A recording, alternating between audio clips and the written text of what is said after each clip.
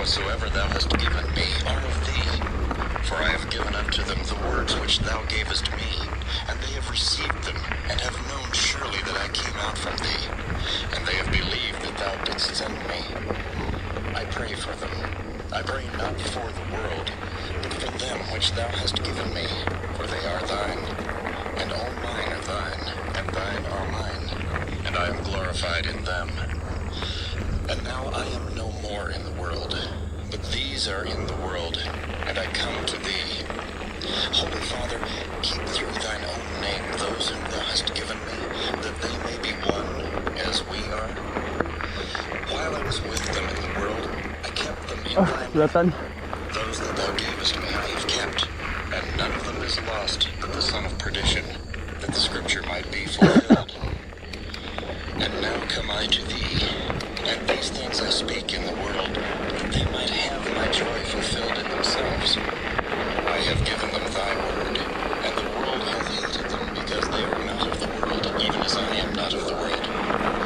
I pray not that thou shouldest take them out of the world, but that thou shouldest keep them from the evil.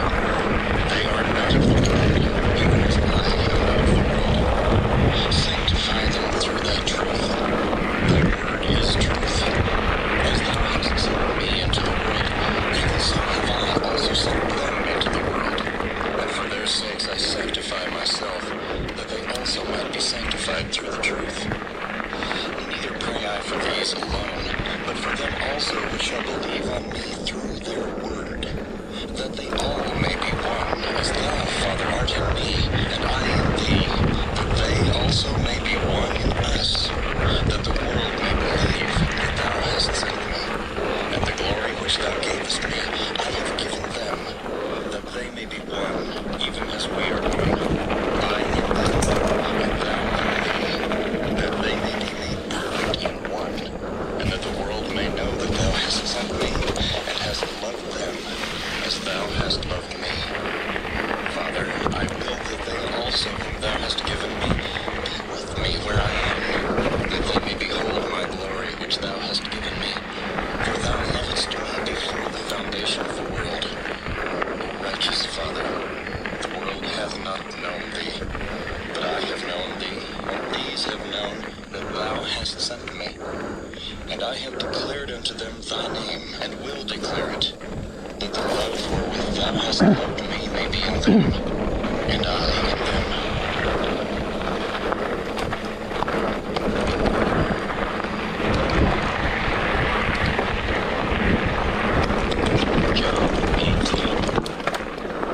When Jesus had spoken these words, he went forth with his disciples over the brook Cedron, where was a garden, into which he entered and his disciples.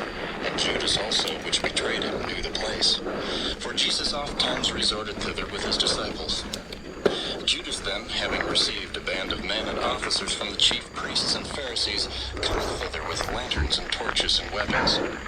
Jesus therefore, knowing all things that should come upon him, went forth, and said unto them, Whom seek ye? They answered him, Jesus of Nazareth. Jesus saith unto them, I am he. And Judas also, which betrayed him, stood with them. As soon then as he had said unto them, I am he, they went backward and fell to the ground. Then asked he them again, Whom seek ye? And they said, Jesus of Nazareth. Jesus answered, I have told you that I am he. If therefore ye seek me, let these go their way, that the saying might be fulfilled which he spake, Of them which thou gavest me have I lost none. Then Simon Peter, having a sword, drew it, and smote the high priest's servant, and cut off his right ear. The servant's name was Malchus. Then said Jesus unto Peter, Put up thy sword into the sheath. The cup which my Father hath given me, shall I not drink it? Then the band and the captain and officers of the Jews took Jesus and bound him, and led him away to Annas first, for he was father-in-law to Caiaphas, which was the high priest that same year. Now Caiaphas was he which gave counsel to the Jews that it was expedient that one man should die for the people. And Simon Peter followed Jesus, and so did another disciple. That disciple was known unto the high priest, and went in with Jesus into the palace of the high priest. But Peter stood at the door without. Then went out that other disciple, which was known unto the high priest,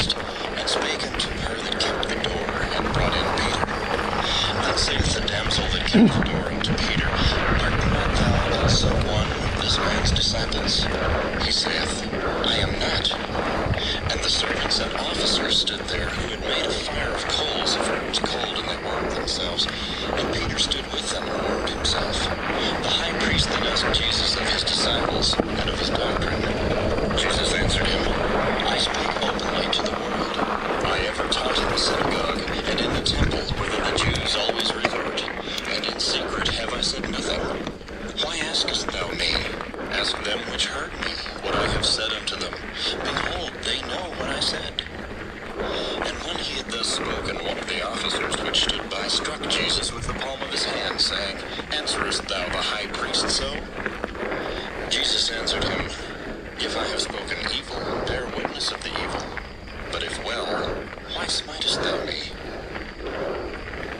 Now Annas had sent him bound unto Caiaphas the high priest. And Simon Peter stood and warmed himself. They said therefore unto him, Art not thou also one of his disciples? He denied it, and said, I am not. One of the servants of the high priest, being his kinsman whose ear Peter cut off, saith, Did not I see thee in the garden with him? Peter then denied again, and immediately the cock crew.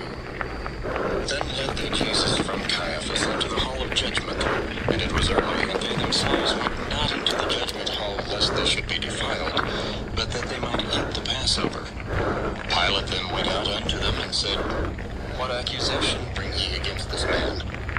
They answered and said unto him, If he were not a malefactor, we would not have delivered him up unto thee. Then said Pilate unto them, Take ye him, and judge him according to your law.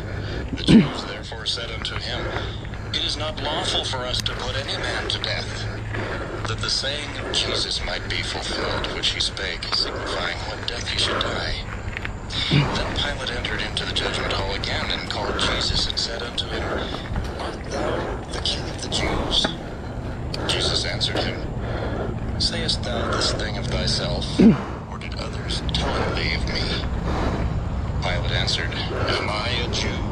Thine own nation and the chief priests have delivered thee unto me. What hast thou done? Jesus answered, My kingdom is not of this world. If my kingdom were of this world, then would my servants fight that I should not be delivered to the Jews.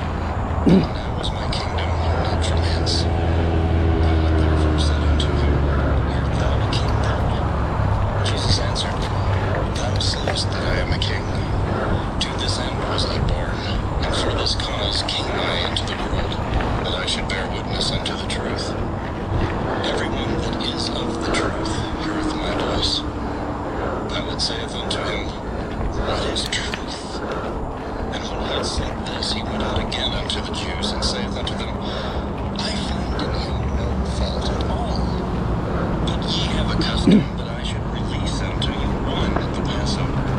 Will ye therefore that I release unto you the King of the Jews? Then cried they all again, saying, Not this man, but Barabbas. And Barabbas was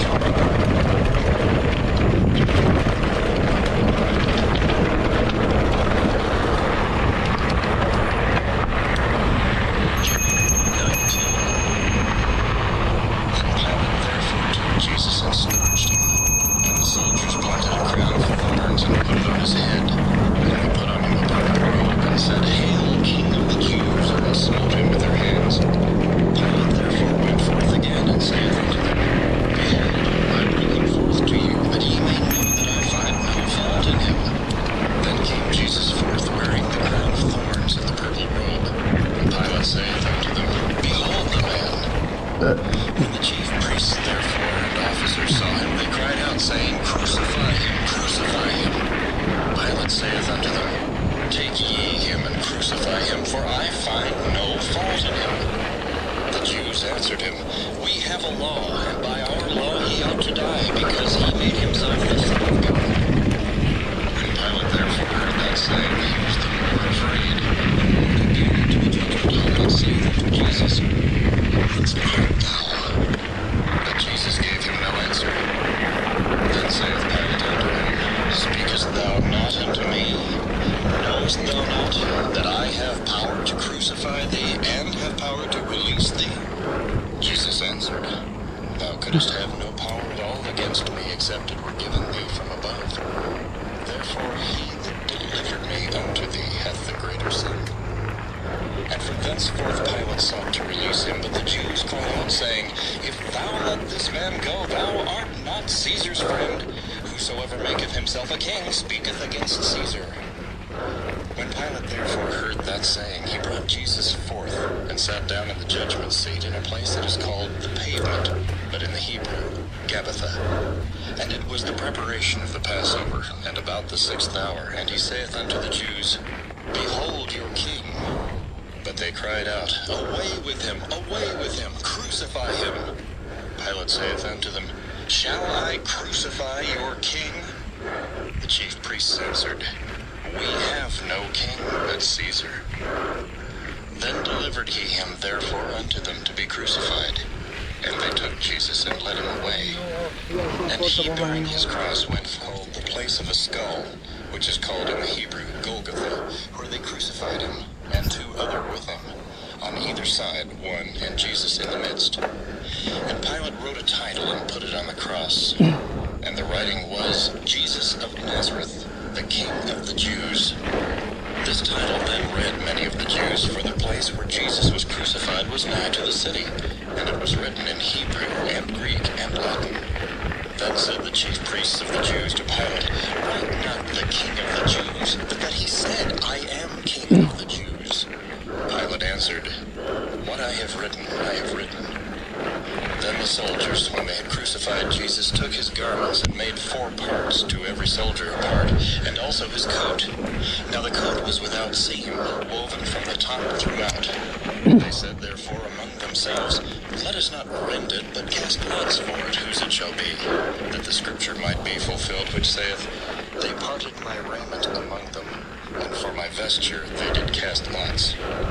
These things therefore the soldiers did. Now there stood by the cross of Jesus his mother, and his mother's sister, Mary the wife of Cleophas, and Mary Magdalene. And Jesus therefore saw and the disciple standing by, whom he loved, he saith unto his mother, Woman, behold thy son. Then saith he to the disciple, Behold thy mother. And from that hour that disciple took her unto his own home. After this, Jesus, knowing that all things were now accomplished, that the scripture might be fulfilled, saith, I thirst. Now there was set a vessel full of vinegar, and they filled a sponge with vinegar, and put it upon hyssop, and put it to his mouth. When Jesus therefore had received the vinegar, he said, It is finished. And he bowed his head, and gave up the ghost. The Jews therefore, because it was the preparation that the body should not remain upon the cross on the Sabbath day, for that Sabbath day was an high day, besought Pilate that their legs might be broken, and that they might be taken away. Then came the soldiers and brake the legs of the first, and of the other which was crucified with him. But when they came to Jesus and saw that he was dead already, they brake not his legs. But one of the soldiers with a spear pierced his side, and forthwith came there out blood and water. And he that saw it bare record, and his record is true, and he knoweth that he saith true, that ye might believe. For these things were done that the scripture should be fulfilled, A bone of him shall not be broken. And again the scripture saith, He shall be pierced. And after this Joseph of Arimathea, being a disciple of Jesus, but secretly for fear of the Jews, besought Pilate that he might take away the body of Jesus, and Pilate gave him leave. He came therefore and took the body of Jesus, and there came also Nicodemus, which at the first came to Jesus by night, and brought a mixture of myrrh and aloes, about 100-pound weight. Then took they the body of Jesus, and wound it in linen clothes with the spices, as the manner of the Jews is to bury. Now in the place where he was crucified there was a garden, and in the garden a new sepulchre, wherein was never man yet laid. There laid they Jesus therefore, because of the Jews' preparation day, for the sepulchre was nigh at hand.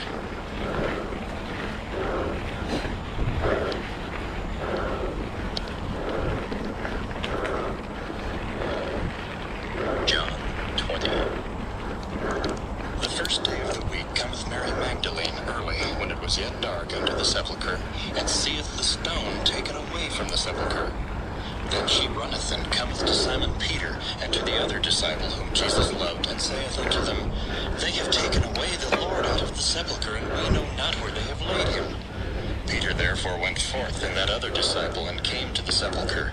So they ran both together, and the other disciple did outrun Peter, and came first to the sepulchre. And he, stooping down and looking in, saw the linen clothes lying, yet went he not in. Then cometh Simon Peter following him, and went into the sepulchre, and seeth the linen clothes lie, and the napkin that was about his head, not lying with the linen clothes, but wrapped together in a place by itself. Then went in also that other disciple, which came first to the sepulchre, and he saw and believed. For as yet they knew not the scripture that he must rise again from the dead. Then the disciples went away again unto their own home, but Mary stood without at the sepulchre weeping. And as she wept, she stooped down and looked into the sepulchre, and seeth two angels in white sitting, the one at the head, and the other at the feet, where the body of Jesus had lain. And they say unto her, Woman, why weepest thou? She saith unto them, Because they have taken away my Lord, and I know not where they have laid him. And when she had thus said, she turned herself back, and saw Jesus standing, and knew not that it was Jesus. Jesus saith unto her, Woman, why weepest thou? Whom seekest thou? She, supposing him to be the gardener, saith unto him, Sir, if thou have borne him hence, tell me where thou hast laid him.